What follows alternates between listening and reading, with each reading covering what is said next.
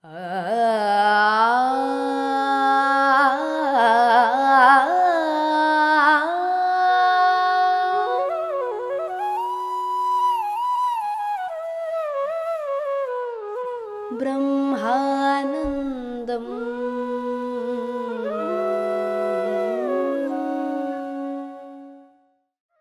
नमस्कार दोस्तों, ब्रह्मानंदम शो में एक बार आपका फिर हार्दिक स्वागत है।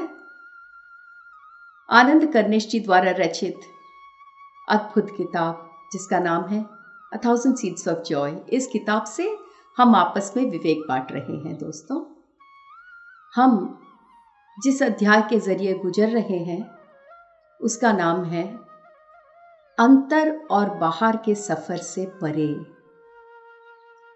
तो यहाँ पर हमें इस दिव्य ज्ञान के बारे में महालक्ष्मी जी हमें पिछले एपिसोड में ये बता रही थी कि जब कोई भी व्यक्ति अपने आध्यात्मिक सफर में आगे बढ़ता है तो सबसे पहले वो बाहर की दुनिया में ये खोज बंद कर देता है, और जब बाहर की दुनिया में खोज समाप्त हो जाता है तो उसे ऐसा लगता है मानो वो अपने अंदर की दुनिया में जा रहा है।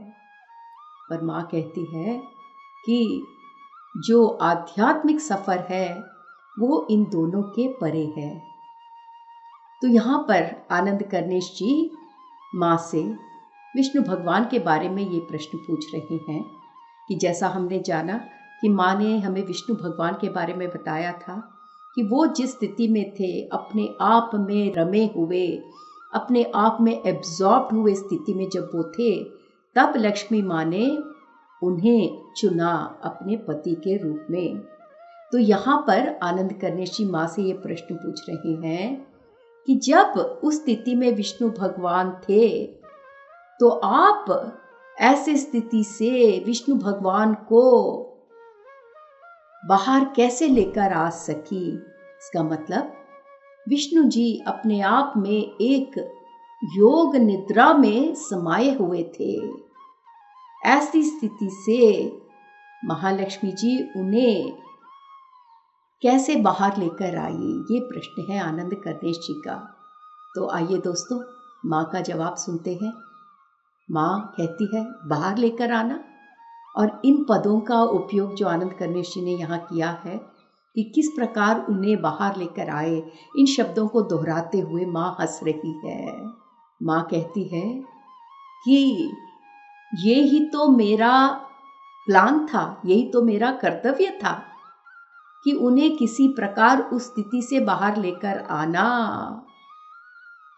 तो जो भी तब तक मेरे उन्हें मिलने के पहले तक जो भी विष्णु भगवान के समीप आए, उन्हें उस स्थिति से बाहर लाने के लिए उन्होंने जो भी प्रयत्न किया,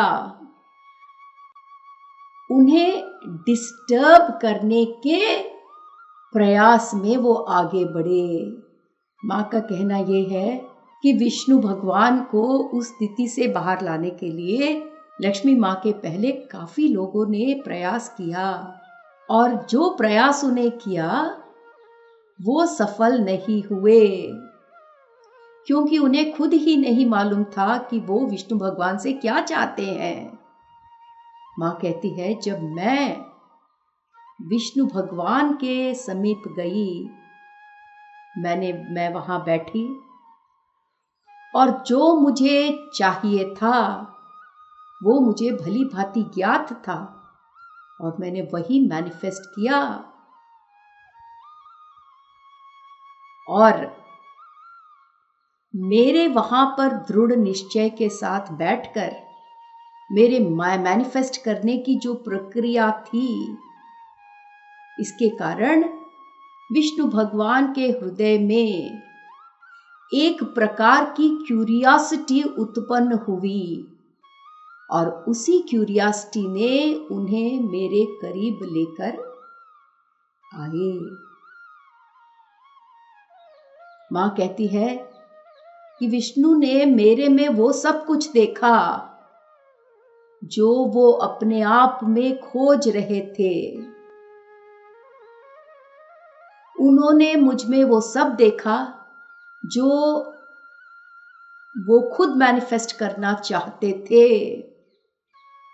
और इसीलिए उन्हें वो उत्सुकता थी कि मैंने किस प्रकार मैनिफेस्ट किया, और इसीलिए वो मेरे सामने अपने आप को खोल पाए। और जैसे जैसे उन्होंने अपने आप को मुझ में समर्पण किया, इस समर्पण के साथ उनका पुरोगमन 7वें चक्र तक हो गया। तो यहाँ पर आनंद कर्णेशी माँ से कहते हैं, जब तक आप उन्हें नहीं ढूंढे या आपने उन्हें चूज नहीं किया, तब तक क्या उनका संपूर्ण रूप से एसेंशन, पुरोगमन नहीं हुआ था? माँ इस प्रश्न का जवाब इस प्रकार दे रही है। माँ कहती है कि मैं विष्णु भगवान के पास एक देवी स्वरूप, एक देवी के रूप में गई। वो तब की बात है जब विष्णु अपने आप को सारे दुनिया का संरक्षक के रूप में अपने आप को जानते थे। दोस्तों, हम सब अपने पुराणों, सनातन धर्म के पुराण से ये जानते हैं कि अगर ब्रह्मा सृष्टि करता है और शिवजी लय कारक हैं, तो ये जो सृष्टि और लय के बीच का ये जो समय है, इस दुनिया की देखभाल करके उसे बनाए रखना, इस सृष्टि को कायम रखना, ये विष्णु जी का काम है या कर्तव्य है। तो माँ कहती है, विष्णु जी अपने आप को इसी पहचान से जानते थे कि मैं इन समस्त लोकों का संरक्षक हूं। ऐसे स्थिति में मैं उनके पास एक देवी के स्वरूप में गई। वो किस स्थिति में थे? वो एक ऐसे स्थिति में थे जब उनकी दुनिया भूतकाल, वर्तमान काल और भविष्य काल, इन तीनों में समाई हुई थी। अर्थात वो समय से बंधे हुए थे, और ये जो अनुभव वो कर रहे थे समय से बंधे हुए, समय को भली भांति समझते हुए, उनकी स्थिति जो थी, उस स्थिति में वो छठे चक्र तक बढ़ चुके थे। छठा चक्र आज्ञा चक्र है दोस्तों, जिसकी एनर्जी आज्ञा चक्र तक होती है। वो भूत, वर्तमान, भविष्य काल, इन सब को एक ही समय में देख पाता है।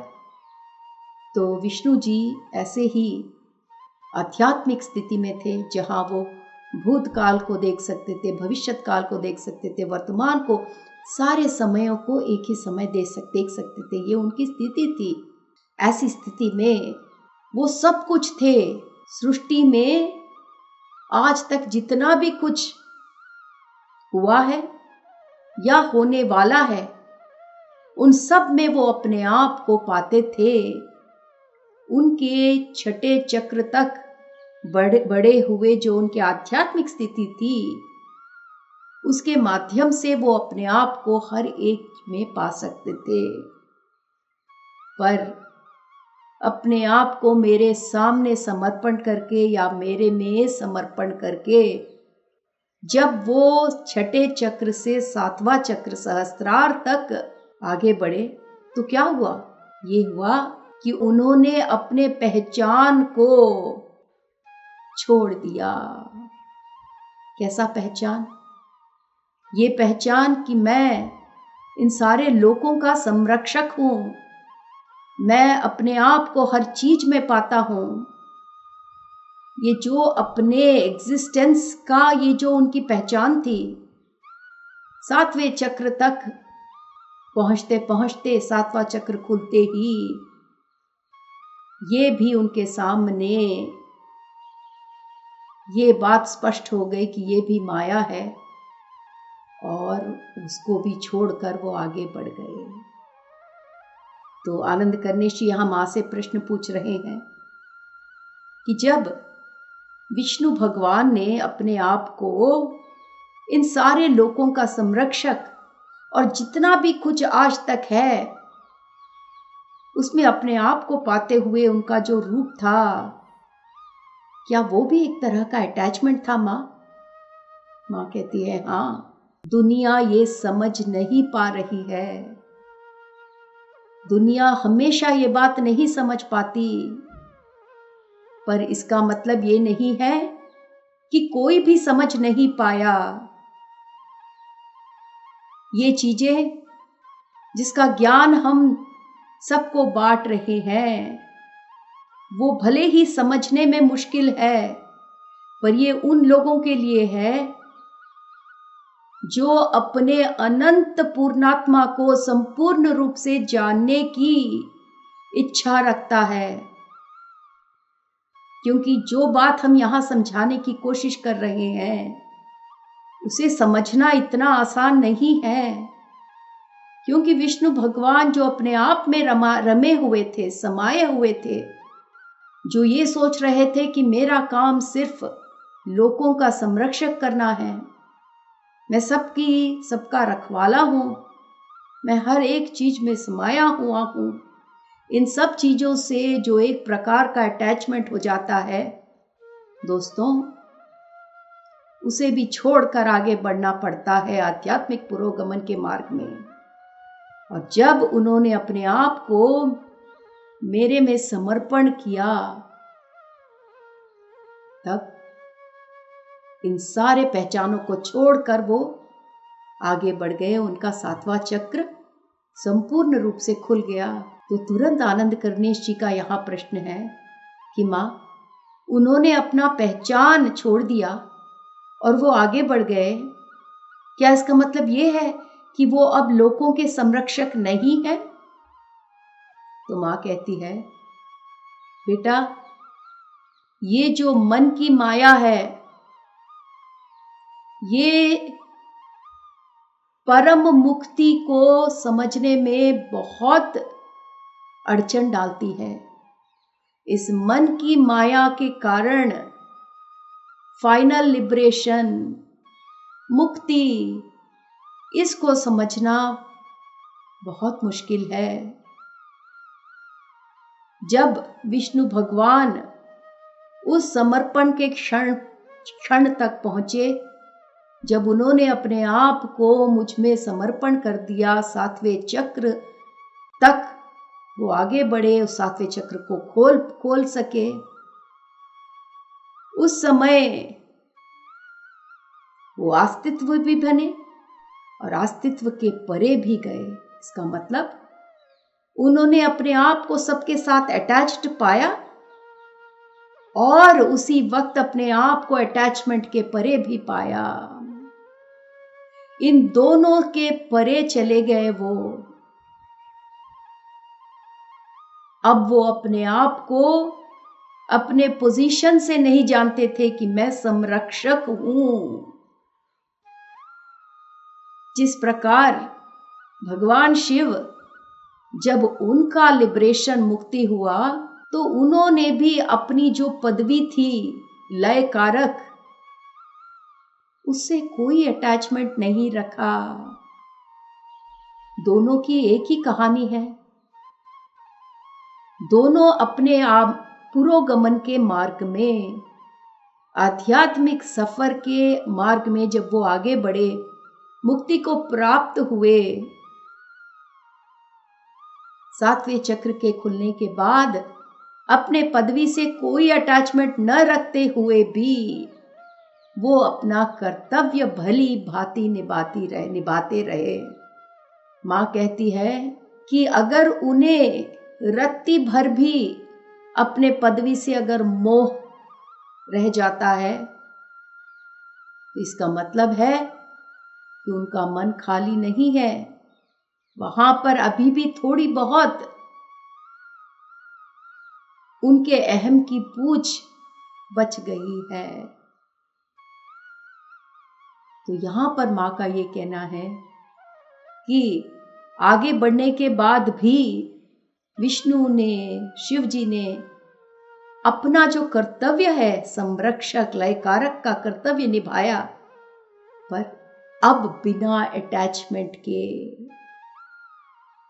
तो अटैचमेंट के साथ, अटैचमेंट के बिना, इस दोनों के बारे में ही माँ हमें इस अध्याय में समझा रही है। तो दोस्तों, ये अध्याय यहाँ समाप्त होता है। हम अब अगले अध्याय 24वें अध्याय को प्रारंभ कर रहे हैं और इस 24वें अध्याय का नाम है आनंद के फूल। आइए दोस्तों, हमने बीजों के बारे में सुना, अब हम फूल के बारे में सुनते हैं।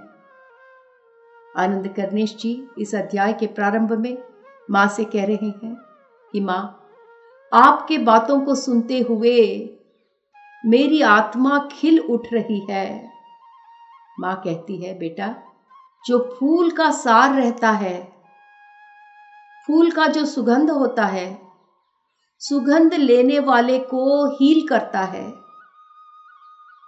फूल की जो सुवासना रहती है, जो सूंघता है, उसके प्रकंपन को बढ़ाता है।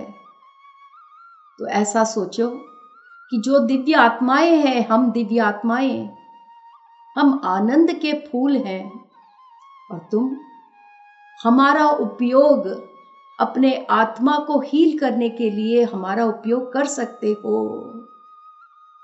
जैसे जैसे आप लोग अपनी सीमित सोचें, लिमिटिंग बिलीफ्स, हमारी सोच व्यवस्था जो है हमारे मनुष्यों की, माँ कहती है कि जैसे जैसे तुम लोग अपने बिलीफ सिस्टम, अपने लिमिटेड सोच छोड़ते जाओगे, हमारे बारे में, दिव्यात्माओं के बारे में तुम लोगों की बहुत सारी सोच है।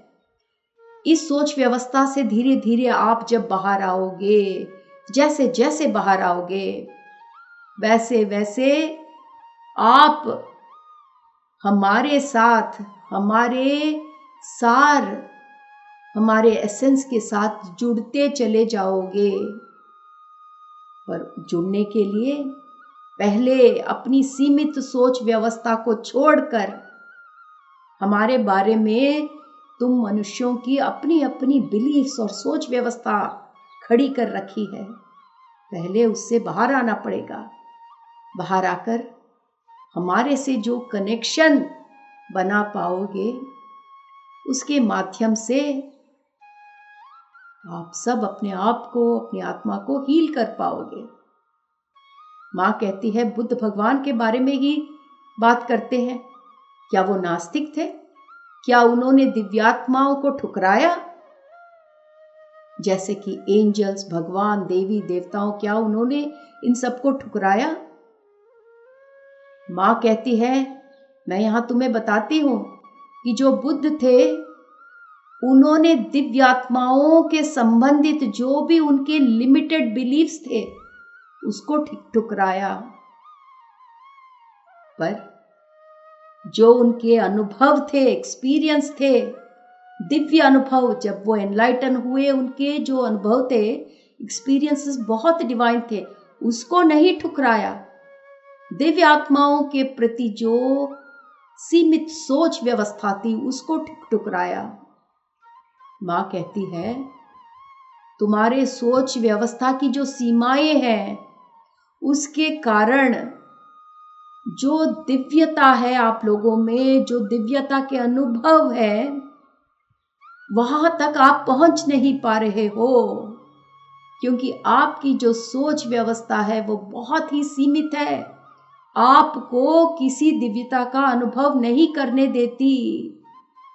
यहां पर आनंद करनेश जी माँ से पूछ रहे हैं, माँ, कौन से सोच व्यवस्था के बारे में आप बता रहे हो? कौन सी ऐसी सोच व्यवस्था है, हमारी सीमित सोच व्यवस्था, जो हमें हमारे दिव्यता के अनुभव से दूर रख रही है? माँ कहती है, आओ बेटा, मैं बताती हूं तुम्हें। तुम्हारा ये बिलीफ कि तुम्हें भगवान की आवश्यकता है, माँ कहती है, तुम अपने प्रकंपन को, अपने वाइब्रेशन को बढ़ा सकते हो। किस प्रकार? दिव्य आत्माओं की सहायता से तुम अपने आप में ही अपने प्रकंपन को बढ़ा सकते हो। अपने आप को के प्रकंपनों को बढ़ाने का एक और मार्ग है, बहुत सरल मार्ग। अपने आप को अपने पूर्णात्मा के आगे समर्पण करना। जो सारी दिव्य आत्माएं हैं वो अपने पूर्णात्मा का ही रूप है। जो दिव्य आत्माएं हैं वो तुम्हें तुम्हारे आध्यात्मिक सफर में एनलाइटन होने के लिए सहायक हैं, सहायता कर सकती हैं, पर तुम्हें उनकी कोई आवश्यकता नहीं है। हम तुम लोगों की सहायता करने के लिए हमेशा मौजूद हैं और हमेशा सहायता करेंगे, पर हमारी जरूरत तुम्हें नहीं है, क्योंकि हमारे बगैर तुम अपनी प्रकंपन बढ़ा सकते हो, अपने वाइब्रेशन बढ़ा सकते हो। इस प्रकार या तो हमारी सहायता लेकर या फिर अपने आप को अपने पूर्णात्मा के आगे समर्पण करके। तुम्हें भगवान की दिव्य आत्माओं की कोई आवश्यकता नहीं है। ये पहला बिलीफ सिस्टम मां बता रही है कि अपना पहला बिलीफ सिस्टम कि भगवान की जरूरत है मुझे, इससे परे आओ। तुम्हें हमारी जरूरत नहीं है। हाँ, हालांकि हम तुम्हारी सहायता करने के लिए हमेशा तैयार हैं। तुम्हारे आध्यात्मिक सफर में, तुम्हारे एनलाइटनमेंट की जर्नी में हम अवश्य सहायता करेंगे। मां कहती है दूसरा बिलीफ तुम्हारा कि जो भगवान है वो पुरुष है और वो एक पुरुष है। एक पुरुष मतलब जो भगवान की जो हमारी इमेजिनेशन है उसको है हम एक पुरुष का आकार देखकर एक मनुष्य, एक प्राणी के समान उसकी हम सोच रखते हैं। मां कहती है कि ये जो ब्रह्मांड है, जो ब्रह्मांड का ये जो सुंदर बगीचा है, इस बगीचे में हम जो दिव्य आत्माएं हैं आनंद के फूल की तरह इस सृष्टि के बगीचे में खिले हुए हैं।